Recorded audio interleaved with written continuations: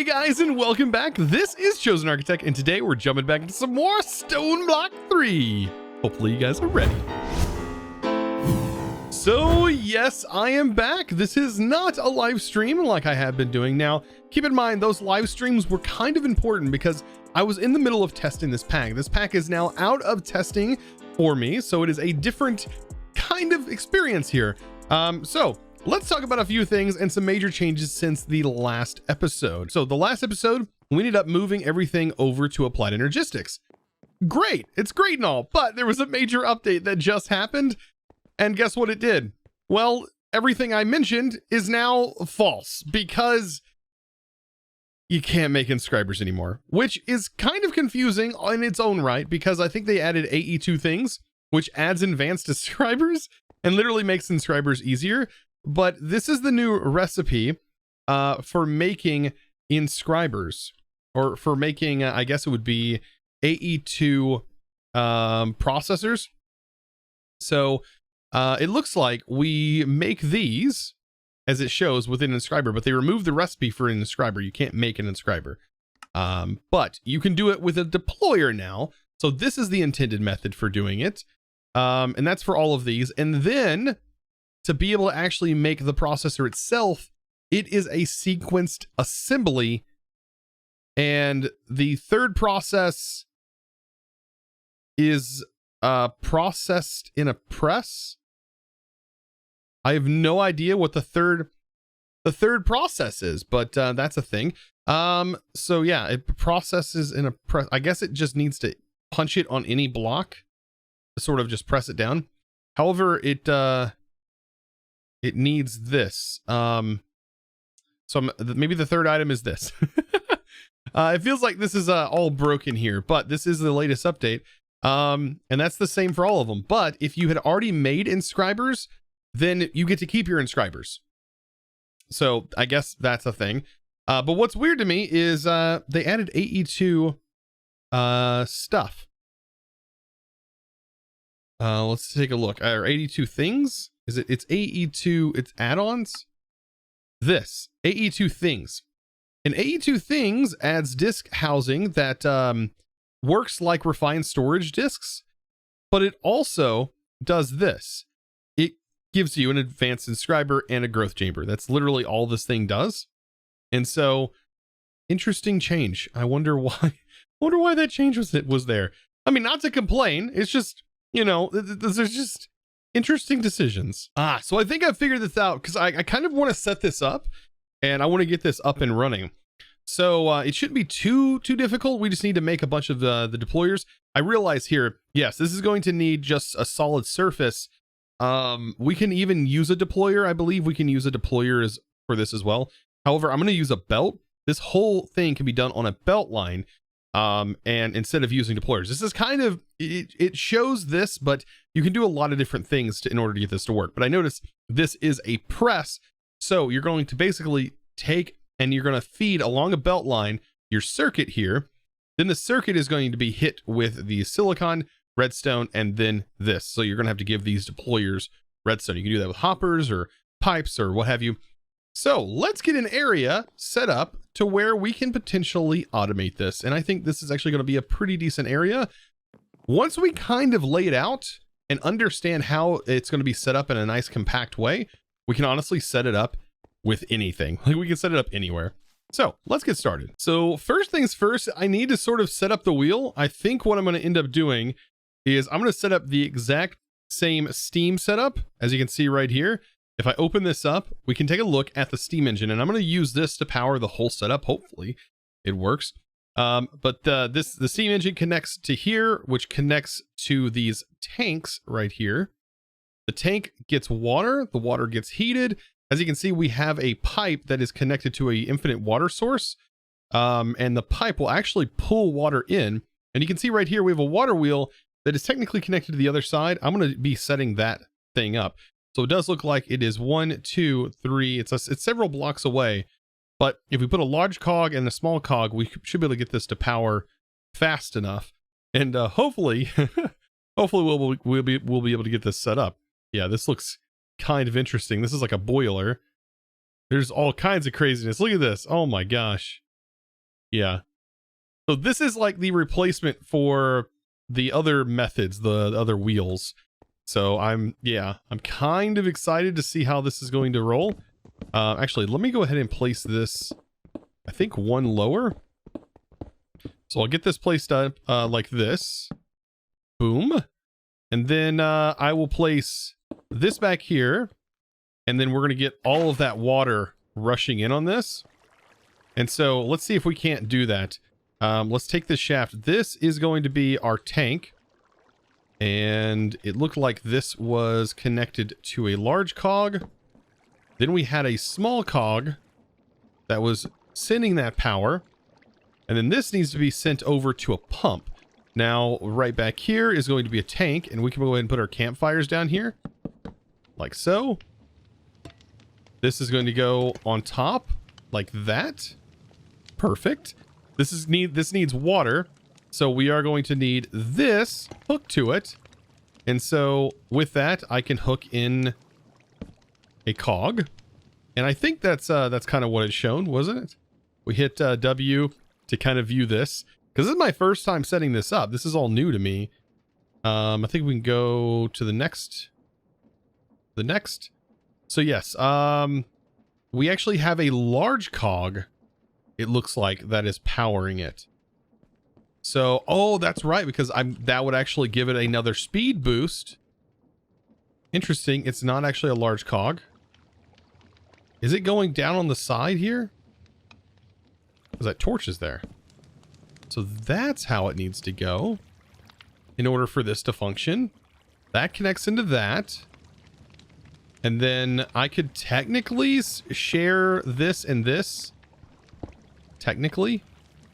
Like that. There we go. And that's fine. And yes, we need this actually going in this direction that it is going, which is perfect. And let's get an infinite water source set up. We should be able to actually set it up right here. Just for me to be able to demonstrate. Let's place this here and let's hook this pipe to it like so. And we're going to see that this is actually going to generate an infinite water source in the middle. And that should pull. As you can see, it is filling that with water, and that is producing steam. And then we hook this to it. Oh, and then I guess we need more. So create. So we need I thought that was all in one unit, but I guess not. So we have the steam engine. And where's the bit that rotates? Do I have to hit it with a wrench or something? Okay, so if you encounter this problem, it's really interesting. You have to just place a shaft on here like that, and then that generates that rotational power, as you can see right here. So let's actually make the create goggles so I can actually see how many stress units this is generating. I'm hoping this is enough without needing the fueled cages here, without needing the blaze burners. Hopefully this produces enough stress units. And we can just run everything off of one little setup here. So I have a feeling this is going to be plenty of stress units. Yes, 2048 just for this little easy setup. Yeah, that's perfect. Okay. And it does seem like it is staying full. You can see right here we have water. I mean, it's just producing. It's just doing its thing. And then we can connect off of this. Look at that. How fancy. So I'm going to try my best to do this all off the cuff. So what I kind of, with create, you kind of have to work backwards. So I need to know where my output is going to be. Where do I want my eventual output to be? And I think we can just have our output be right over here, right?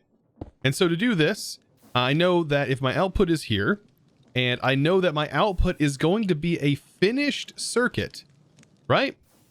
Then I know that I'm going to have this set up in a certain way. So we are going to need a mechanical press and 2 deployers that are going to be set up on this belt line. And for that to function, we need 3 spaces here, and we need mechanical belts. If you need to know how to get mechanical belts, you get kelp from, I believe, using a crook on the sand. So here's our belt. Then we're going to have a deployer, and then the last but not least, a mechanical press. Right there. All of this all set up. Now, there is a couple more steps to this that we're going to have to take. We're going to eventually need to send all of the products over here, right? They're going to need to enter onto this belt from here, which means we're probably going to need a belt running on the opposite side of this. Let's see. Let's take that off of there. Can I hold shift in place? Yes.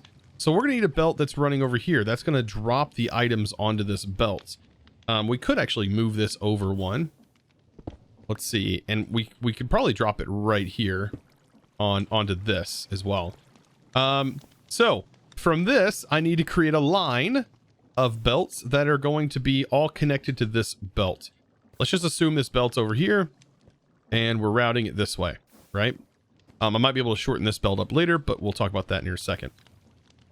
So I am going to need some other belts that are running that are using 4 different deployers.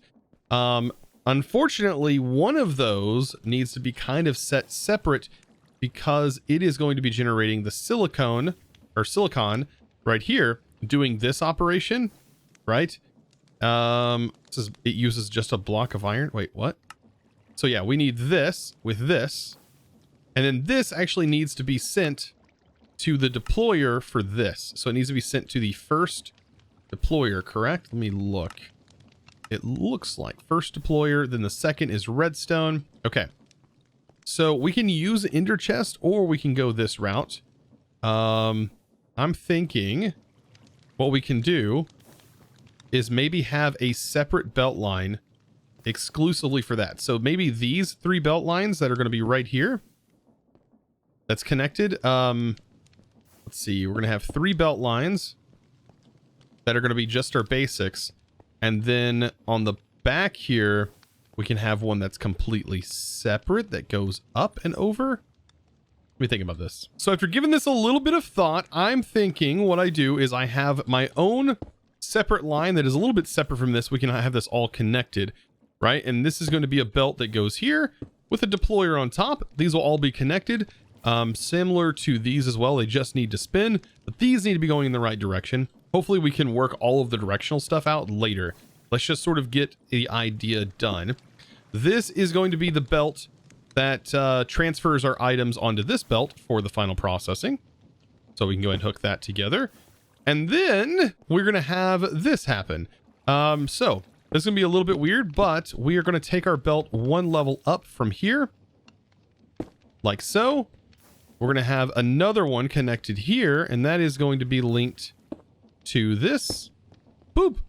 And then all we got to do is hook up a funnel to this, and any item that goes in here, such as the item we're going to be working on, which is going to be the silicon, will end up going right here. Perfect. Now we can use hoppers for the other stuff.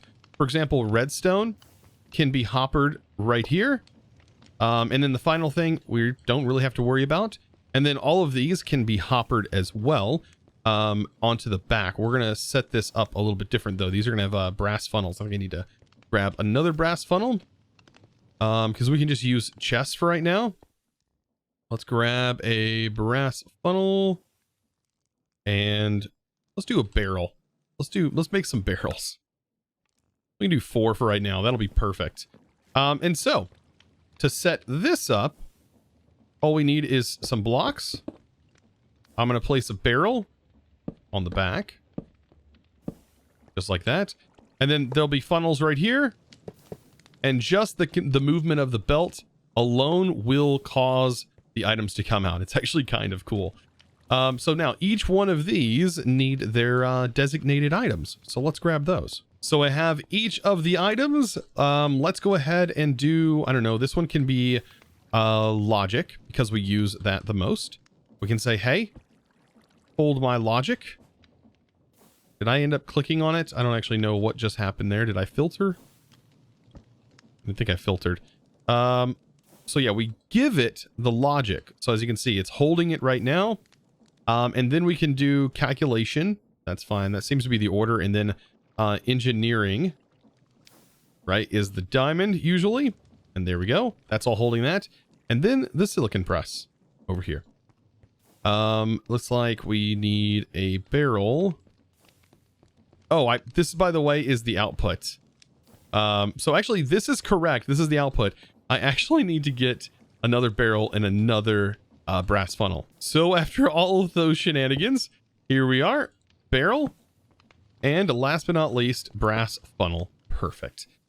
This is almost done. I'm pretty sure this will be able to handle the items going in, and everything should work smoothly.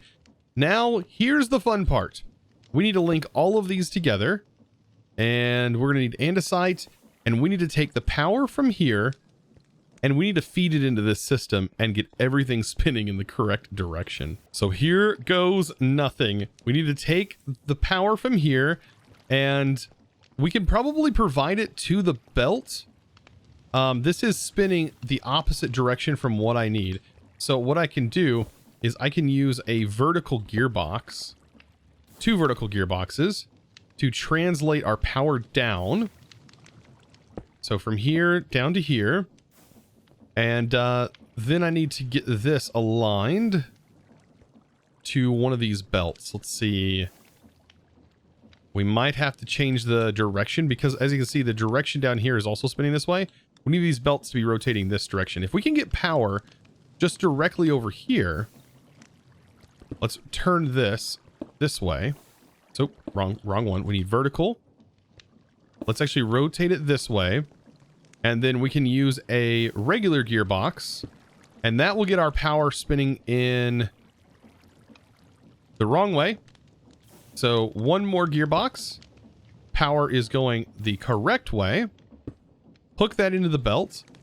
Now, is a gearbox going to fix this? Yes, a gearbox gets this going in the correct direction. Now, this is going opposite, so what I can do is I can actually put a gearbox here to get that spinning in the proper direction. Hook this in. So now all of this is spinning in the appropriate direction other than this one right here. So we actually need this to be carried off of here. So what I can do is something kind of goofy, but does work, is we can just set those up. And as you can see, the belts are spinning in the proper direction. However, this one is not. We actually need this to spin this one. So what we can do is 2 gearboxes. Actually, that breaks it, doesn't it?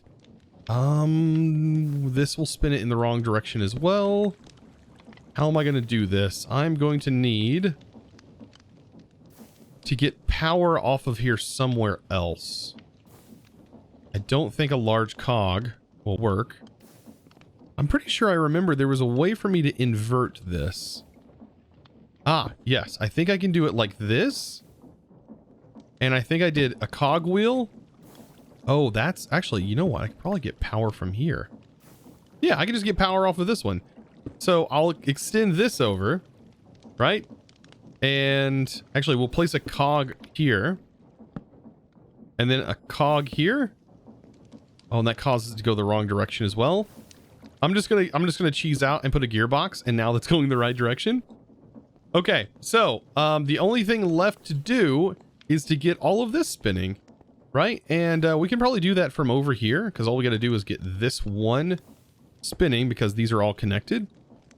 And it doesn't need anything fancy, honestly.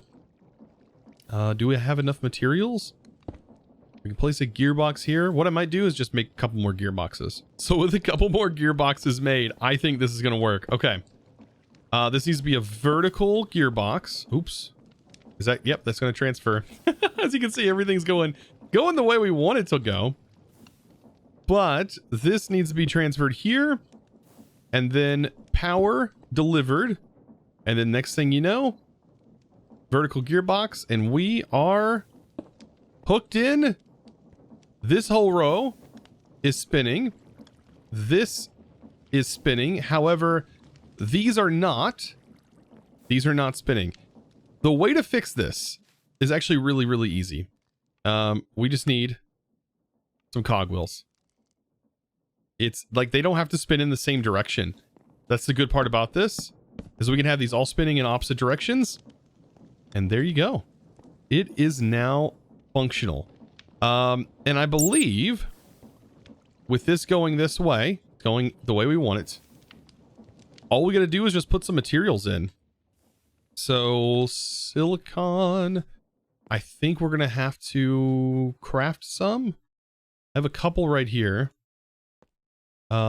We can do redstone. Let's go ahead and try this out. So redstone, diamond, and I'm hoping these all like sort of back up in their own right. Diamond and Certus. So we have that, and let's grab this. I got to get this smelted up, because that is going to create the material I need. But let's go ahead and put this in for right now. Let's see if this all functions off of this. So bam, that's coming down, turns it into a press. As you can see, that goes on. And this belt line, because it's in its own, if there's an item in there that it can't go in, this belt line should stop. You can see the items will actually stop once it fills that internal buffer that this has. Don't quite know how much this holds, but it should hold about a stack of items, I think. So let's go ahead and just toss a few. We can go ahead and toss this whole stack on here on the conveyor belt. Items shouldn't despawn if they're sitting on the conveyor belt. There you can see it did a whole stack and there's like 2 left there or whatever. Okay, that's working. Redstone. Redstone, you go in here for right now. Perfect. So you should be filling. As you can see, redstone. This is holding that. Awesome. And then what should happen is any of our other processors, like gold, let's grab gold. Wow. Coming up with this all off the cuff is kind of awesome. This is really exciting. This is our output chest. There's this. I think I did Certus and I did diamonds. So as you can see, they're all going to be taking a process here and they'll be waiting in line. Oh, it's going to happen. Here it comes. And boink. There we go. Our first processor done. And all of these are going to be waiting in line, ready to go over and over again until all of them are done. Very simple setup for this, I think. What a solution to a problem. And we needed to automate Applied Energistics anyways. So this is perfect. So after getting all of that set up, it's now time to beautify it. Yeah, I still don't quite know how I'm going to do that yet, but I need to beautify it. And I think what I'm going to do is I'm going to change the floor around. I'm going to kind of enclose some of this stuff for now because later it's going to have piping hooked to it. I'm going to sort of enclose it and then do my best to showcase it with sort of a glass window into this crazy contraption in here.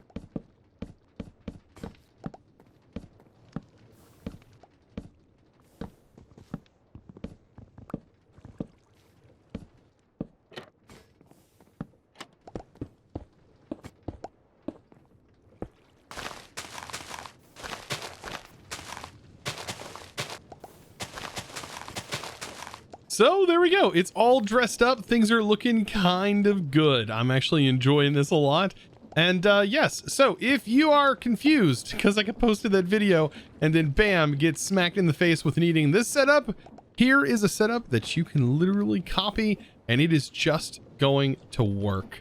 So long as you feed it. Now, of course, once I get further into Applied Energistics here soon, I'm going to be just routing cables up here and we'll have a cable that will basically all we have to do is say, hey, I want to craft these items. It'll send the items into these chests and we'll have all of that routed.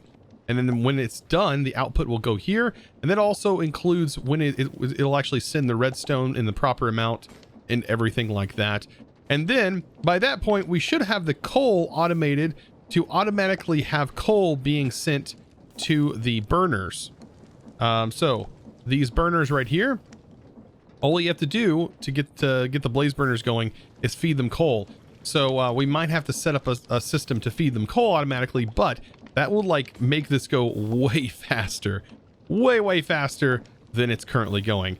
I mean, I could probably make this faster as well just by honestly taking this and moving everything back and having this spin up faster. But right now, it does its job and it's doing exactly what we needed to do. Look at this. Look how many we got. I almost feel like it's easier to automate this than it is to automate the regular inscriber method. Which if you were starting this pack, unfortunately, at this point, you're not going to have inscribers for whatever reason. Yeah. So guys, with that, I hope you enjoyed today's episode. Of course, if you did, be sure to click that subscribe button. And of course, guys, I will see you in the next episode.